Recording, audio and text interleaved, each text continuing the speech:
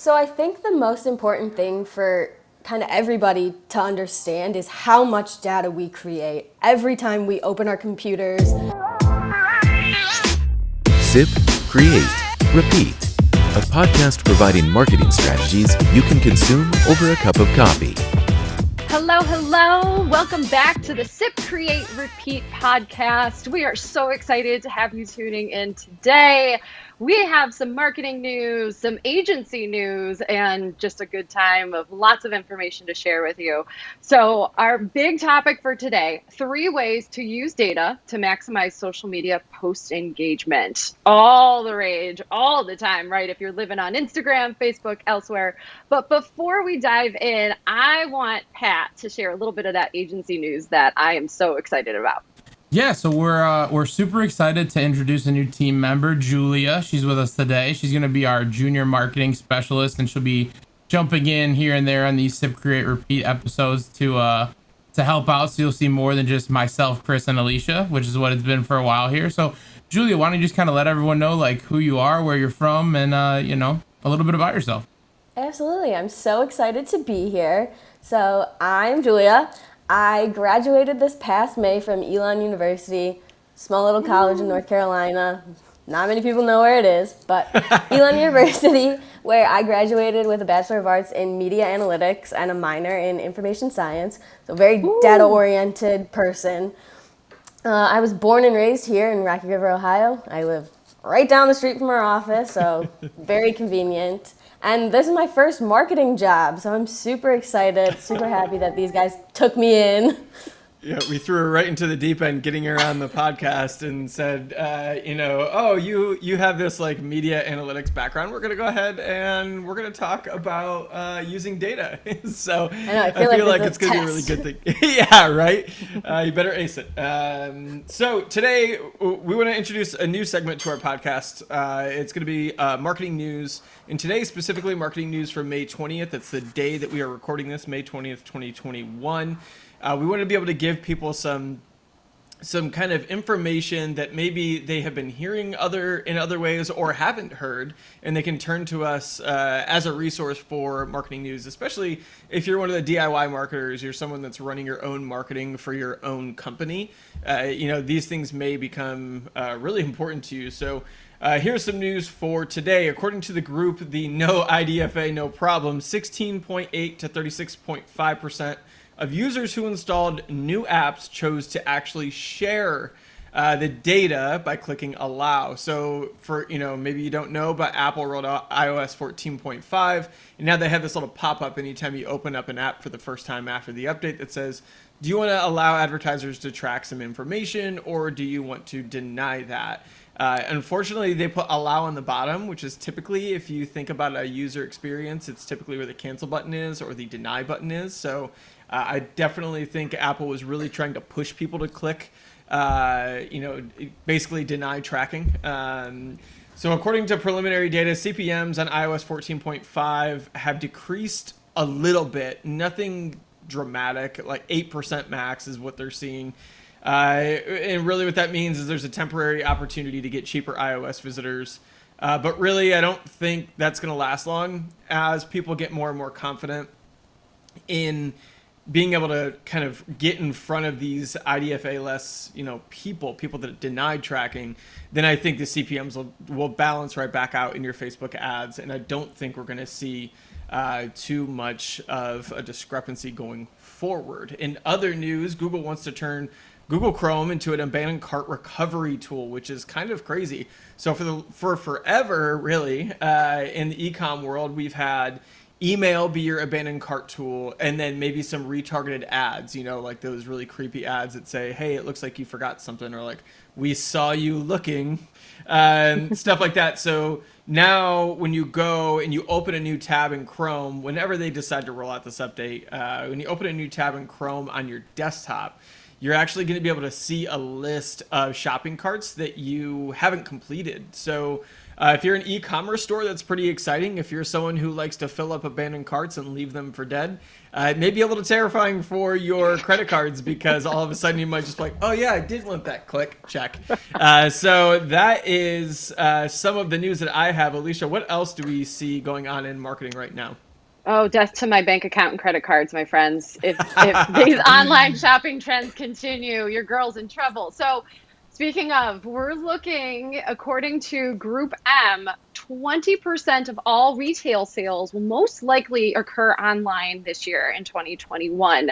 The current figure is roughly 16%. So, that's 1 in 5 items that you purchase this year will be online. I'm already in that space. I feel like pandemic took me from like maybe 80% to like 80% in person to 80% online. I actually walked into a Target for the first time in months the other day, you guys, and I was like, what is this magical place that exists, and why are there so many toys for my daughter to throw in a cart?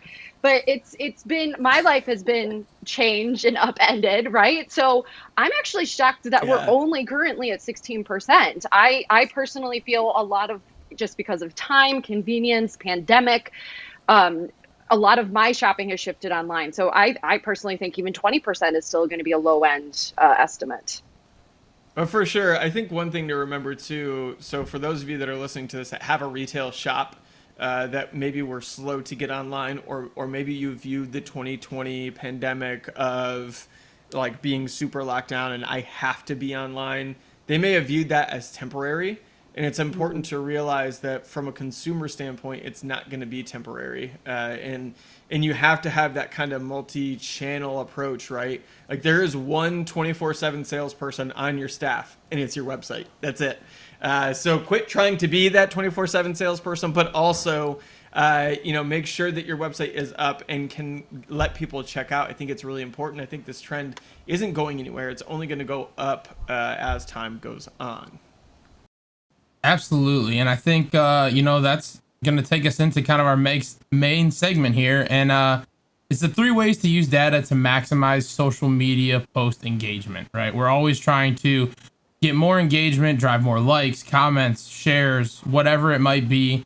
So Julia, we'll just throw you right in there. So give us one of the ways, we can help use data to maximize social engagement. So I think the most important thing for kind of everybody to understand is how much data we create every time we open our computers, click on an app.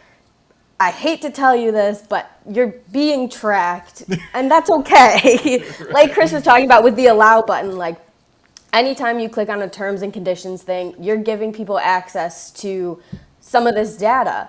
And so the first thing that you can do with some of this data is predict your followers or your customers' behavior. And that can start super broad. You can Google, okay, I'm in the East Coast. Normally, when are people online in the East Coast? And it'll give you so many statistics. And that's where you can start. Where are my followers on in the world? When are they online? How are they accessing my information? Are they going on Instagram on their computer? Are they on their phone? And all of these things can tell you when you should be posting, what type of content your follower is going to engage with. And it's just this predictive analysis. And again, it can start super broad. It doesn't need to start necessarily with your own following. For sure. And I think if you do have a following and you're not leveraging data, one thing that you can do is on Facebook and on Instagram, they actually give you really insightful data to tell you when your users are online, and they chart out this graph that really gives you a good glimpse of, okay, my users are online at this day and across these time periods during the day. So then if you're not running ads where you kind of are pushing yourself in front of your users, you can suddenly get a little bit more reach organically by posting right when you know that your followers or your people that follow your page are going to be online. So I think that's really important, and that's something that we just did recently to the social accounts that we manage. We took a look at the data behind that, and we started to make some changes to our content strategies for those accounts so that we could really provide the most amount of reach possible inside of organic posting schedules and stuff like that. So what about personalization and targeting? Like, can you talk a little bit how people that may be running their own marketing efforts right now can start to work through some of those areas? Absolutely. So one of the first things that I did in school, without knowing any of the fancy tools and fancy tricks, I opened up an Excel sheet and I wrote down, okay, on this day, I posted a picture of this, and it got this many comments and this many likes. And there are ways that you can do that without having to do it manually yourself. But if you're not comfortable with those tools, it's pretty easy.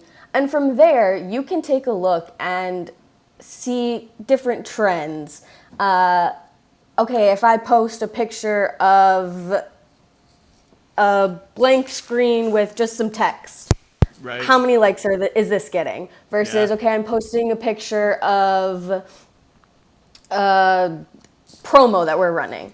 Sure. You can start to tell these different trends, and from there, you're going to personalize your feed to Yep. what people are engaging with the most. Yeah. If people aren't liking pictures that you're posting, there's no reason to be posting them. They're not helping you at all.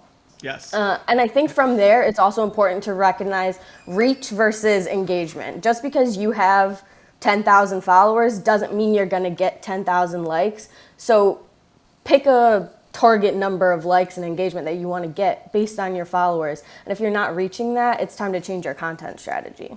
Yeah, I agree. I think from the agency standpoint, we went through, last year, Pat, Alicia, and myself met up, and we had a photographer come. We just went to one of the local breweries, had a photographer come because we hadn't been able to get headshots really since Alicia had joined in, months before that because of the pandemic. And so we're like, okay, where can we go where we can like be spaced out, but also get some headshots and get some good photos of us. And every time we post those photos, they do really well. Like clearly our following enjoys that. The problem is you can see if you're watching this on YouTube that we are clearly not in the office still, and we're going to occasionally get back to the office, but by no means are we going to be there 5 days a week going forward. So I think it's important to realize that content does well for us, but in the same time, we started to look at other pieces of content that worked for not only our agency, but also our clients. And you start to kind of make notes of, okay, this stuff seems to be performing really well. Let it run its course and then maybe make a change and see what happens. See if your audience likes that change or not. So what about change, Julia? What about, okay, so if I go on right now and I see that my users are online Thursdays at 2 p.m. and Sundays at 10 p.m., can I just like set my content calendar to post on those days for like the next 5 years? Or do I need to go back and check?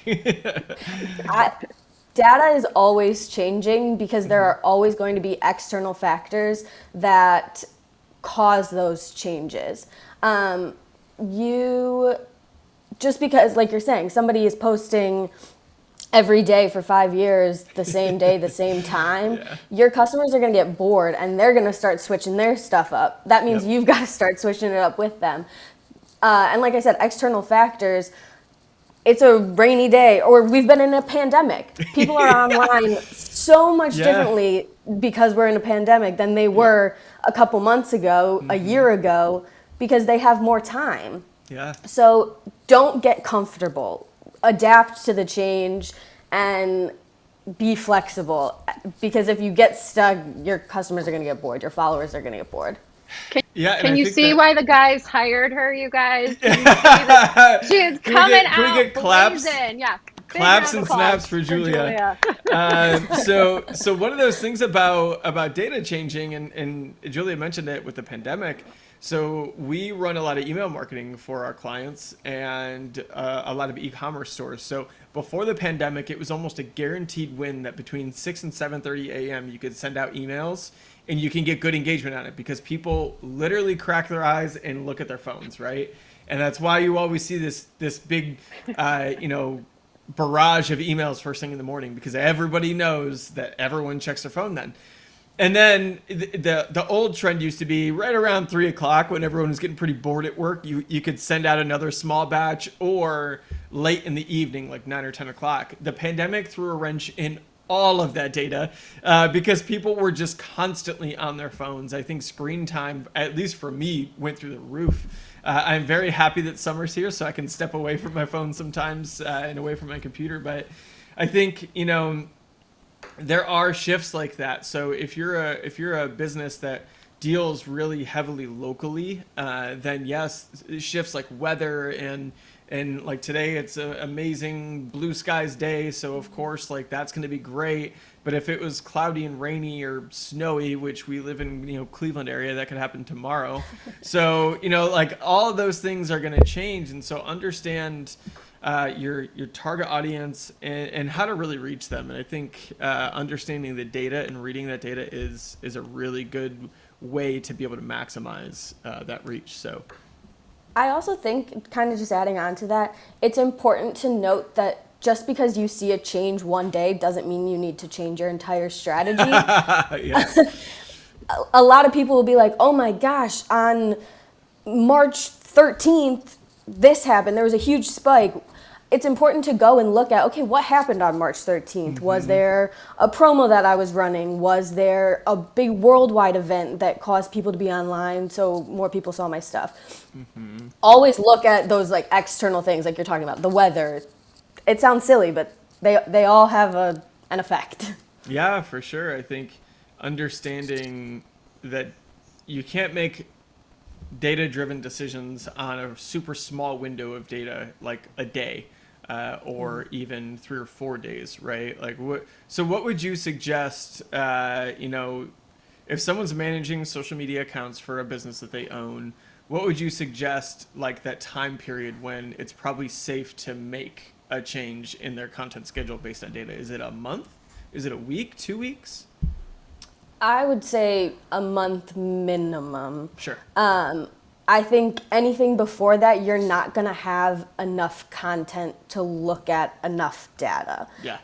I know we've talked about, for one of our clients, changing up our posting schedule, like posting 3 pictures versus 1 picture. Mm-hmm. You have to look at that. Just because you have 3 pictures, that's one section of posting. Yeah. So you've got to go back far enough that you have enough to pull from. So yeah, I would say a month minimum, and don't be afraid to wait just a little bit longer, like a week extra, always give yourself time. So yeah, I think people can, if they listen to this podcast and they feel like they're kind of suddenly have that fire to like, okay, I can do this, I want to go back. So go back a month, take a look at it, and then just set a calendar reminder for once a month going forward. And we suggest that anyway. Like, consistency is the key when it comes to organic content, especially.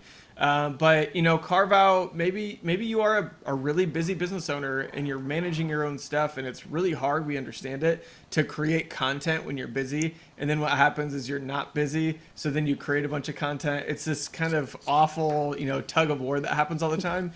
We would always suggest carving out one day, whether it's a week, every other week, or a month, to really work on your content. And maybe once a month you can set a reminder to look at data and start to figure out changes that you can make for your business to better it. So yeah, I think these are great points. I think Julia did a great job in her first episode. So be sure to leave a comment if you have watched this and enjoyed it.